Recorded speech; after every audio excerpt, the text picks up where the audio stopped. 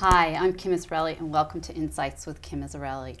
Well, she's here today, the Gaggle girl, Jessica Massa, author of The Gaggle, How to Find Love in the Post-Dating World. Thank you so much for being here today, Jessica. Of course. Thank you for exciting. having me. Jessica is the co-founder of Gaggle.com, along with her childhood best friend and turned business partner, Rebecca Wygand. Did I say it correctly? Wygand. Very close. Oh, excuse me, I apologize, Rebecca. She's used to it. Okay.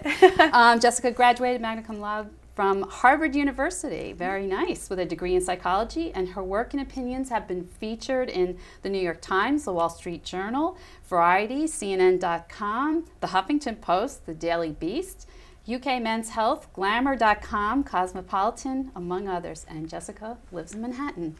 Wow, that's quite a resume, and you are a very young person, very energetic person, obviously. Thank you. So, were you surprised by the response that the book got? I was surprised, but I was very happy because I always thought that the idea of this book would be to sort of redefine what dating looked like in the modern landscape. So I always set out to make it something that could have a wide reach. I spent a year traveling the country, just me and my little rental car, interviewing hundreds of men and women and couples about their love lives so that I could really know what was going on in the broader landscape. So I'm so glad that people are responding all over the country and of all ages, but also that was the hope to sort of say, anyone who's out there looking for love or even just curious about the landscape, this is what it looks like, this is how people are connecting, this is what you need to understand if you're going to be out there trying to forge these new connections in this new post-dating world. Mm-hmm. That must have been a lot of fun, doing all that research and it was. all those files and things that you had to create and interview people. What do you think it is exactly that has changed? Can you sort of point to one thing in your mind that really describes what's changing in the dating world? Sure. I think that traditional dating, as we are expected to know it, is dead. Actually, Becky and I, at our book party for the Gaggle, threw a funeral for dating, where we wore black with these gorgeous hats, and we had a violin player, and we took some of the excerpts from our least favorite dating books that we felt were really talking to an older generation of dating that wasn't relevant to women anymore, and that we really felt we're talking down to women, and we're teaching women to trick men or teaching women to change themselves so they can fit what men want, this sort of unhealthy attitude about dating. So we found some of those excerpts and we ripped them out of the book and threw them in an urn to be buried forever, and then had a rebirth of the post-dating world. Because we think that what's really changed is that this idea that you meet someone and they ask for your phone number and they say, let's go out to dinner, and you go out to dinner and you do that 3 times, and then all of a sudden you're in a relationship. That sort of traditional trajectory that we all look for just isn't happening anymore. When I interviewed couples all over the country, the stories of how they got together were so different. We were on a kickball team and we were friends for months, or we were in class together and on a group project, or friends of friends. We sort of texted back and forth, but who knew it was going to happen? Or we were friends for 10 years. There's so many ways that people are meeting now that don't look traditional. But if you don't realize that, then you're going to be the woman sitting on the couch, like we were actually one night, feeling sorry for yourself and wondering if you're doing something wrong because you're not dating the way you think it's going to look. Right, right. Wow. And so it's a real change, a way of looking things, that you sort of have a sphere, I guess, if you want to call it that, of people around you, some potentially friends that develop into other relationships. Mm-hmm. And it's sort of a new concept for a lot of people to get used to, particularly, I would say, people in my age group. Okay, so be quite honest with you. Why do you think midlifers are struggling with the concept of the gaggle? I think that, well, it's funny because midlifers often, once they wrap their minds around it, realize they had a gaggle. That's right. And laugh about it. I mean, the first person who realized she had a gaggle was my mother when we were sitting around chatting about it 3 years ago. But that seems to not have been taught to midlifers as the way that they were going to find love. And a lot of people, even like my parents, they went on dates and they traditionally dated. So especially for some people now who might be divorced or never married or dating again or online dating at a later age, are shocked to find that all of a sudden they're getting texts, or someone's liking their Instagram photo, or they're asking, why don't you come, my friends are all playing Scrabble, why don't you hang out and do that instead of let's go to a dinner and dancing. And so I think that it's midlifers, but I also think it's people my age. The first reaction of anyone is, no, but what do you mean dating is dead? I went on a date once, or I want dating to be alive. And the realization is that once you're able to notice these ambiguous connections and actually feel empowered to explore them, your dating life gets so much more exciting and so much more vibrant, whether you're 25 or 55. That's great. That's great. I just want to talk a little bit more about the book, The Gaggle. It was very interesting that you put sort of some groupings together of 10 types of guys that may currently be in your gaggle. So tell us about some of the people in these groupings. You know, the ex-boyfriend who's still around, the accessory, the ego booster, the career booster. I mean, who are some of these people, and how would you identify them? Everyone's got them. Yep. Well, so what the gaggle is in general is the group of, if you're a woman, so the group of men in your life who you might not be dating, but they play some sort of role, they fill some sort of need, and the idea is in this post-dating world, it's through these ambiguous connections that we as women are finding ourselves and figuring out what we want, what kind of guy, what kind of relationship. This is our love life now, the guys in our gaggle. And so when I started hearing stories about the different guys who populate our lives, just these personalities kept popping up. So you had so many girls had an ex-boyfriend who was still around, who they weren't interested in, they weren't trying to date him again, but he knew them really well, he knew their quirks and their tendencies. Sometimes they just needed to talk to him. If their boss was being a pain, he'd been through it for a year, hearing you whine about it, you know, and so he's the one you wanted to talk about. So that would be the ex-boyfriend who's still around. Or something like the accessory, which I found a lot, and I didn't expect this until I started doing the research, and then it just hit me over and over. So many women these days have a male best friend, basically a guy who's their plus one. Everyone probably thinks they're dating. So it's the guy they go to the movies with, or if they don't have a date to a wedding, they drag him along. Usually he knows your parents a little bit. And again, there's this idea that you might be dating because you're a male and a female, and how can you be friends? But actually, there's not really a romantic connection, and you're just sort of filling in for each other before other connections come along. So that would be the accessory, or the ego booster, which is an unfortunate role. Guys really don't like being the ego booster, but a lot of women unfortunately have one. And it's just the guy who fills a role in your life, really makes you feel good about yourself. The problem is maybe it's because he likes you a little bit, and maybe you know that, and you're not exploiting it, but you know that other guy, one of the other guys in the gaggle is the guy who just blew you off, which is pretty self-explanatory. So when that guy blows you off, you have your ego booster, and you can shoot him a text, and he's always great, or he'll always hang out with you or go out with you. So again, just another role that women are finding the men in their lives play. And interesting, men have a gaggle as well. Absolutely. So what's their gaggle look like? Well, it's funny because I think that men have had a gaggle, or been allowed to have a gaggle, for much longer than women. This idea has always resonated very quickly with men. They say, oh, the idea that I have a bunch of women in my life who I don't know if it's exactly what's going to happen, but I'm exploring it, and she's cool, and she's hot, and we're figuring it out. That's so natural to them, whereas we as women are just coming around the idea that not every guy has to be our soulmate. So men have a gaggle, which I explored through my research because I wasn't sure what that gaggle looked like, but I interviewed just as many men for the book as women. And it's definitely different. It's a little bit more attraction and sexuality based than the female gaggle, which the female gaggle, you might have a hot sex prospect or a boyfriend prospect who you're attracted to, but a lot of the connections are purely emotional or mental, or your career booster is just someone who's professionally supportive. Right. The female gaggle, or the male gaggle of females, is a little bit more based on who they're attracted to. Do they want to, is there the girlfriend prospect who they're really interested in, or maybe just the short-term investment who they know it's never going to go anywhere, but they're going to woo for a little bit and have fun with it while it's there. Or maybe there's the maybe one, which was a role that really shocked me. I heard a lot of men talking about feeling like they weren't ready for a relationship yet, but they had a woman in their lives who they thought maybe they would marry. They just thought she was the coolest woman that they knew, but they weren't ready yet. Right. So they were trying to keep it slow, and so roles like that were still based on some sort of attraction. Right. And I thought it was funny you used the word, the one you want to kill, which, which, as you explained very well in the book, and I understood quickly, the person that sort of drives you crazy or drives you nuts, but you want to keep them in your sphere because maybe they challenge you intellectually, or they're interesting, or you have something in common, baseball or whatever. We get asked all the time, Becky and I, why the guy who just blew you off is in your gaggle, right? Because you should just get rid of him, never think of him again. And, that's eventually the goal if he keeps being, if it continues being a rough relationship. But really why we kept him in the Gaggle is because he's a guy who's teaching you something. He's someone that you are still feeling something for better or worse.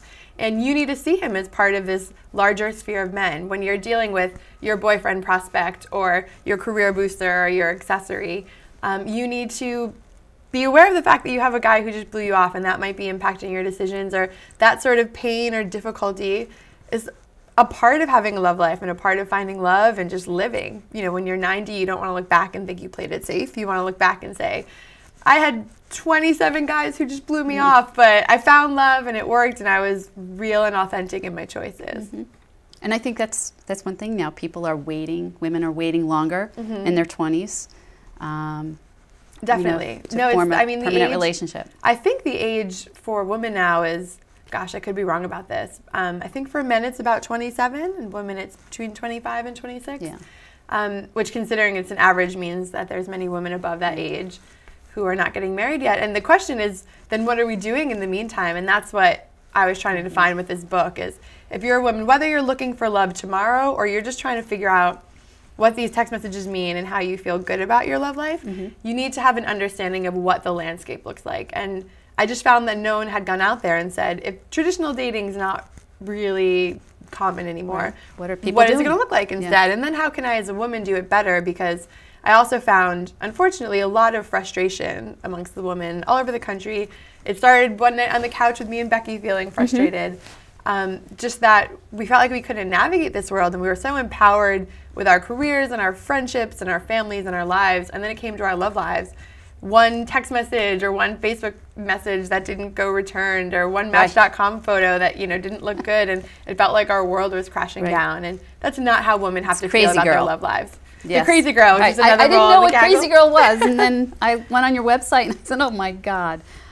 Unfortunately, too many guys had stories about the crazy girl, and we've all been the crazy girl. So that's also part of it. That the way the book is structured is to say, to tell women kind of who they might be in the guy's Gaggle, so that you can see that and go, oh my gosh, I am the crazy girl in his Gaggle. And then maybe you want to be, but if you don't, you can then move out of that. You can have a clear picture of what roles you're playing in each other's lives instead of just, does he want to date me or not? Because now there's so many other ways that someone could feel about you. Do you think the timing that your book came out in Girls on HBO, I mean, also very insightful to generational changes. Definitely. Do you think that helped? Yes, and I love Girls. I do too. And I think that as a voice of a generation, or just as a great show, I think it brings something so fresh, and which is what Becky and I were trying to do with this project, is just bring a different voice, a different perspective, offer women an alternative to all the articles about what's the best first date outfit, what shade of lipstick should I wear. Right. And what I love about Girls is they're not afraid to, they being, you know, anyone who's involved in the show, they're not afraid to go to the darker places or really push what technology might mean, what this ambiguity might mean. And so I love it. The one thing I would say is, the Girls team seems to be younger than I am. So I just turned 30, and Becky's going to turn 30 this year. Okay. And we do feel like, in terms of us related to girls, luckily we've gotten through a lot of that. Yeah, a lot of the most awkward and the sort most of the first painful. weekend in Manhattan type of thing. Yes. Luckily we've got through our early 20s in Manhattan, and I think the goal, and I'm sure where they'll go with the show, is that the more that you do find yourself and the more that you figure out what works for you and doesn't in relationships, the less you have to have those incredibly painful moments. Yeah. Well, and on that theme too, and thank you for telling us your age, because I look younger. But you're, proud. The Manhattan Institute, which is a pretty conservative think tank, came out with this study yesterday. I actually put it on my Facebook page, and it was really talking about women in their 20s marrying later, and for all the gains, this is good. We have less teenage pregnancy, yada yada yada, but sort of inferring, and I guess their issue with it is that women in their 20s are now having children and not getting married. And it's really interesting because a Wall Street Journal reporter, I'm sorry I didn't send this to you in advance, but Wall Street Journal reporter was interviewing this woman, and also sort of a little bit generational tiff between them. But at the end, when she made her conclusion, her case, her thesis, she said, well, I think it's just better if they're married, period. And the Wall Street Journal reporter actually said, no, it's not. It's more important that they're happy. And so it really was like a classic moment. Yeah. I said this is going to be very controversial, but just sort of like any thoughts on that women are delaying marriage, maybe not getting married. Is it important to get married? Is it important to get married if you want to have a child? Do you have any thoughts on that? I mean, I think that's something that women in their 20s especially are really struggling with, is that question, because we are getting so many messages about that. So we are reading these reports and someone's saying it's okay for us to have children alone. Others are saying no. And then someone is saying, oh, I wish I'd known what I know now in my 20s because now I'm 40 and miserable and I should have done better. And other women are saying, do what you want. I have a happy life. And as you're making choices in your 20s, to be hit with all of these messages and so much of it's contradictory feels like an everyday decision. And we have now, of course, the Sheryl Sandberg book that just came out about leaning in. So are you going to lean in more to your career, or should you start leaning out if you want to have a family eventually? And I feel like women are struggling with that. And we have Hannah Rosen's idea in The End of Men about seesaw marriages. So the fact that you can have it all, sort of, you can have your career and you can have children, but there has to be a partnership between you and your partner that's based on sacrifice and compromise. Right. Which in my opinion is very rare. And non-existent, but anyway. I mean, it's great that the idea is getting more out there, so hopefully more people and couples will think of it. And I did see in my interviews with couples, I really saw more and more efforts for that, and that really excited me because I, of course, am 30 asking the same questions, wondering the same things. And I did meet these couples who would say, okay, well, she did 2 years of grad school, so he moved to that city and for 2 years just kind of supported her, made the money, didn't really have any friends. Then it was his turn. Then he got a job here, and and by the end of their lives, the idea is they'll have achieved what they wanted to, but still have a partnership and still have a family. But I think it's tough, the question of getting married later. I mean, part of what Sheryl Sandberg seems to be saying is that one of the ways you can lean in, that you can pursue every professional dream you have and still have a family, is to have kind of the perfectly supportive partner. And that's a question for a lot of single women. Am I going to find that partner? How do I find that partner? Which is what I heard all the time. So if you know that you do want children or you do want to get married, that just adds stress onto all the other stress that millennial women are feeling anyway. So I think that I found a mix when I was doing my interviews of women choosing to pursue other things in career and knowing that they have options for children and knowing that they have more options just in general in life, but also really feeling the stress of wondering if maybe that's not going to work, if they're going to reach an age and realize they made the wrong decisions and regret something. And that's what I say. I heard so much frustration and stress around women's love lives, which is unfortunate, right? Because dating or your love life should be fun. That should be the fun stuff. But instead, it felt like women were questioning themselves constantly, having trouble hearing all these messages and not knowing how to navigate it. And their friends weren't helping. Their parents and mentors were amazing, but just come from a different time when the choices were different. And they're really struggling with this. So I think with this book, at least, the goal was, okay, if you are in this space, how do you make it more likely that you're going to find the right partner? And how do you know who the right partner is for you if you do want to have children, if you do want to pursue a career? How do you learn all that if you're not going on dates all the time? Yeah. And that's the goal of the book, is to read that and go, okay, I have a handle on my love life. Then I can start making choices based on this abundance instead of thinking I have nothing going on. Well, my takeaway on the book was that it all starts with friendship, and that in all relationships are basically friendships. And so, if you can find friendship, it's a good starting place. Definitely. And that's really, I guess, probably the goal. I think it is. You really can't get support if a person's not a friend. You really can't have a hot relationship if a person's not. I guess you could, but I don't know. It's not going to be ideal. Yeah. And you shouldn't just love each other. You should like each other as well. But I do think that I completely understand that adds a lot of gray area. So the idea that people, the phrases that were always thrown out to me were sort of testing the waters, I'm dipping a toe in, I'm seeing what he thinks or what she thinks, and it sounds really lovely and it works, but when you're in it, it can feel incredibly confusing. It just becomes constantly, what does this text mean? What does that Facebook message mean? He hasn't emailed me or hung out with me, but he just liked 4 of my Instagram photos. We hang out 3 times a week, but no one's kissed anyone, or we've been hooking up, but we don't have any rules about it, but also we hang out a lot and I think we get along. It's very murky, and I think there's a way to embrace that ambiguity and make it work for you. But that is the tough thing. Everyone knows it's great to be friends first, but when you're friends first, trying to figure out how to turn that into a relationship, you just get a lot of people asking me, what does this text message mean? And then we have to go through that. Do you think that the Gaggle is different in the suburbs than in the city? Do you see any differences there in your... It was interesting. I definitely wanted to explore that. So when I did interviews, I definitely went to the big cities all over the country, but I also went to Green Bay, Wisconsin, and smaller areas of Kentucky, and smaller areas of Washington State, and Colorado, and Louisiana, just really trying to see what it's like when you don't have the crazy abundance of options that you do in big cities. And what was funny is that people absolutely had Gaggles, and they're definitely smaller, but they had Gaggles, they had different roles. One of the women in Green Bay, when I met her, she was frustrated and she had 2 children, and just a very different place in life than probably a girl in New York City would have been. But 2 children, was on Match.com, but kept meeting the same 4 guys because there were only so many guys on Match.com in the area. And, was just frustrated and felt like she didn't have options. And then by the time the book came out, was engaged to the guy who lived 2 doors down from her, and they'd been friends. She didn't even tell me about him when we did the interview because he was just a pal. But their friendship became more. He was great with their kids. One night she kissed him in the garage, and all of a sudden they were engaged, and they're married now and so happy.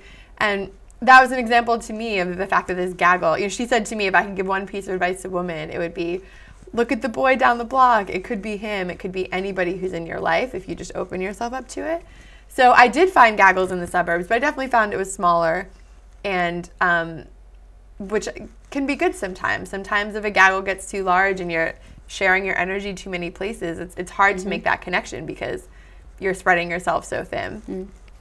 That's good. So tell me about your media plans. Do you have a plan for the summer or something you hope to achieve or promote? We do. Well, so the book came out last summer in June, and the paperback just came out for Valentine's Day, actually, and sort of just did a lot of press and media around that, around the idea of Valentine's Day. How do we take this post-dating world and make it feel okay if you're in this ambiguous world?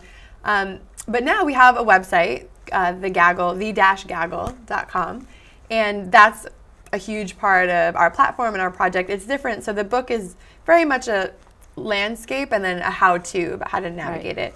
The website is a daily exploration of different stories, and we have, I believe now it's almost 50 different writers who are writing about everything from being bisexual to being a man with feelings to being a girl who's obsessed with technology to being in a marriage that feels untraditional because they don't cook together every night, exploring what these modern day-to-day relationships looks like.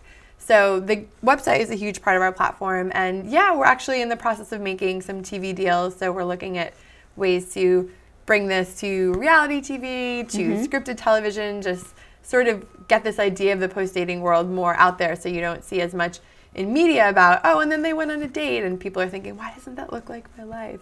Which again is sort of the beauty of girls, is if nothing else, there are moments where you go, oh, that's happened to me. Sort of that little Seinfeld thing, like it's every day, and no one ever talks about it. Yeah. So I would imagine a lot of advertisers are interested in your site because you're pulling in a real diverse range of one of the things we love viewers. is that we also have a lot of male readers, so that's fun too.